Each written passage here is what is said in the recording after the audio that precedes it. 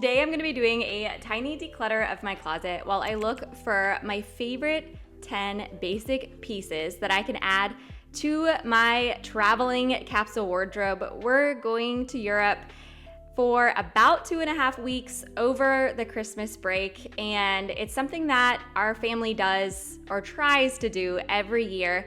I've been decluttering my closet for several years now. It's actually where I started my minimalist journey because I felt the most control over it. I felt control of what I wore, and yet I also found that clothing was the most frustrating thing in my home, especially at that time. With a closet full to the brim of clothes, I still found that I had nothing to wear, and I just couldn't understand it.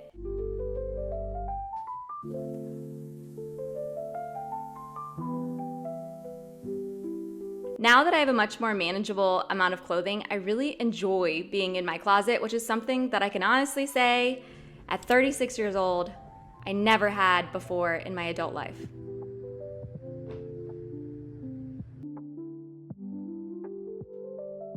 Whenever we pack, and I would suggest this for you too, if you are traveling this season, it's a great opportunity to do a quick clothing edit. As you are looking for your favorite pieces, the pieces that you never reach for should start to stand out to you. Those pieces that may look beautiful, but then again, they never come out of the closet. I like to call those clothing decoration. And while they are beautiful, and sometimes in our dreams they're the best pieces of clothing we own, it just isn't something that we're wearing. And so really all it is taking up our beautiful and tiny finite amount of storage.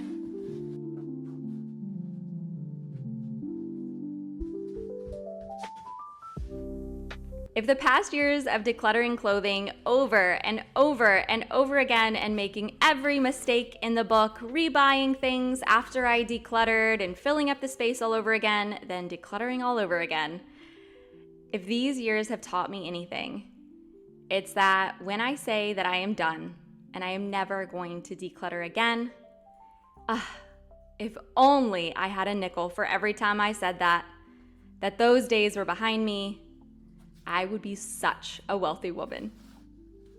I do firmly believe that minimalism has helped me understand something very important, and that is that we all have different thresholds for clutter. You might go in a friend's house and feel immediately overwhelmed, where they are completely content. The opposite is very much true. And yet you feel like you're at the point where you don't need to declutter. Fortunately, thank goodness, you don't have to worry about what other people think if you don't want to.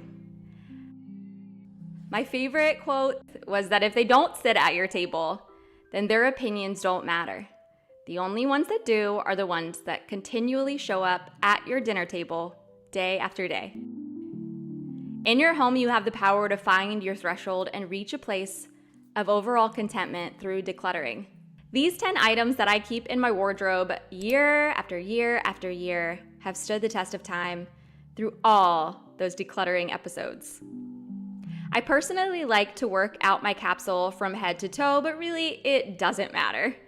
The basic principle stays the same for me. It's all about, is it comfortable? Do I already wear this a lot?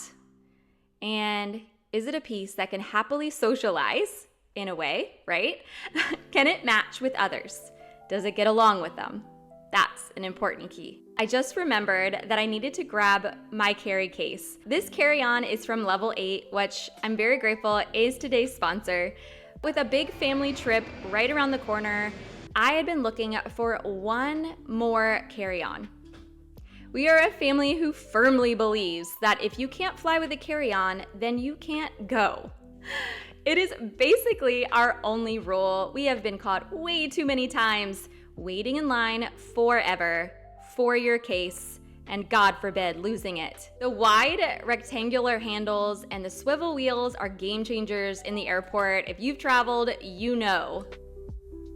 And we were thrilled to see that it also has all these lock combinations and a hole for a zipper lock for those times when we end up leaving our bag in temporary luggage storage. As a minimalist traveler, you can't beat this carry-on for storage. While I'm packing, I always want to make sure I have separate compartments to store undergarments, dirty items, and clothing that inevitably always get soaked at some point along the way. So if you have the travel bug as well and you are looking for a great high-end carry-on that is going to last you the test of time, but also just be so light and simple, then I definitely recommend the one that I got from Lovely. Okay, so of course I am bringing a basic white long sleeve and a looser long sleeve top. I like to have one form-fitting and one looser top for those days you might want to just be more relaxed and AKA eat all of the food. As we travel down to bottoms, I love and always bring a pair of stretchy jeans. That kind that you have in your wardrobe that you never have to worry about if you bend down and they won't tear. I'm also bringing my favorite pair of wide leg jeans. These ones are black and I just feel like they're the perfect pair to dress up or down. I've worn these to a funeral and I've also worn them just out in my yard mowing the lawn. As you can see over and over again, my choice is always comfort first. I'm actually not really a huge fan of leggings. I don't super love the texture, but for traveling days and places where I might want to wear some kind of pajama, I'm gonna throw in my black pair of leggings. By the way, guys, if you are enjoying minimalist content and you want to support the community here, then please subscribe. And of course, if you are decluttering, organizing, or packing here with us, then throw a heart emoji down below. Okay, now we've finally reached my favorite part of the video. I started this tradition on our very first European backpacking trip when my husband and I went through Europe with just a backpack for 30 days.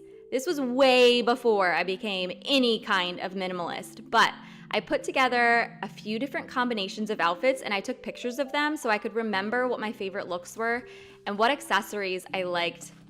That's what I'm doing now.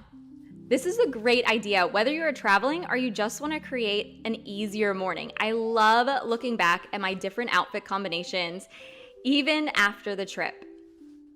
It often reminds me how little I really need to feel completely content.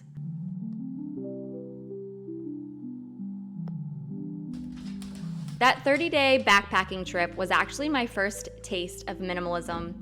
Though I didn't realize it at the time, I absolutely loved it. It took me several more years to really understand the lessons I had learned and to implement them.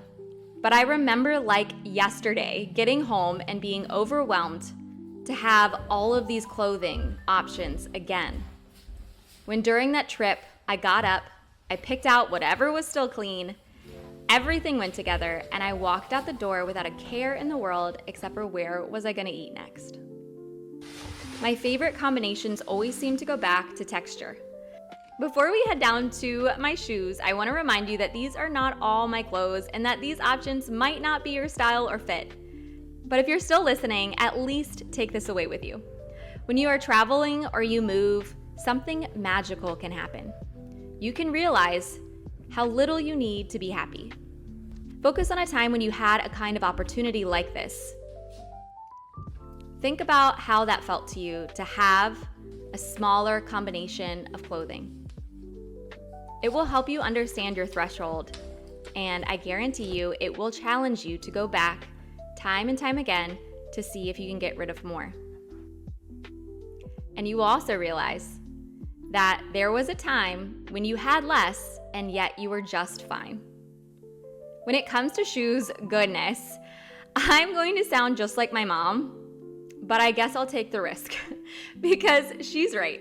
Sensible is best and should be first. For all my 20s, I brought cheap and fast fashion shoes. What a waste. Now, when I'm looking for new shoes, like the Dance Goes that I got for my birthday, I look for something I can dress up or down. I can walk in no problem, of risk of falling, at least trying not to fall. I also love to throw in my favorite pair of winter leather boots. These boots have been through everything from the Grand Canyon to Italy to the back of my lawnmower, and still they live to tell the tale.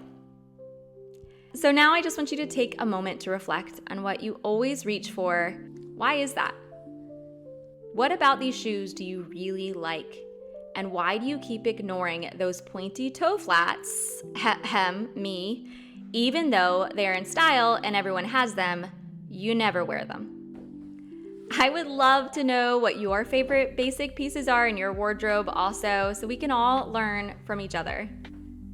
But keep learning something new every day. And I hope you continue your journey by enjoying one of these videos right here, and I will see you guys again very soon.